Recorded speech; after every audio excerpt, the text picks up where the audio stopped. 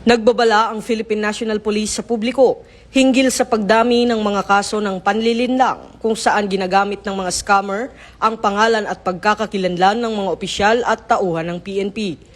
Kadalasang modus ng mga ito ang paghingi ng pera, pag-request ng online fund transfers at pagpapadala ng text scams upang makakuha ng tiwala ng biktima at makapanggoyo.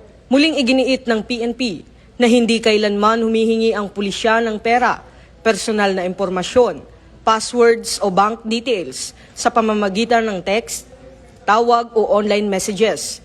Ang ganitong mga pakikipag-ugnayan ay malinaw na peke at dapat iwasan. Hinihikayat ang publiko na maging mas mapanuri sa pagtanggap ng mga mensaheng nag-aangking galing sa PNP. I-verify muna sa opisyal na PNP pages, hotlines o sa pinakamalapit na istasyon ng pulis.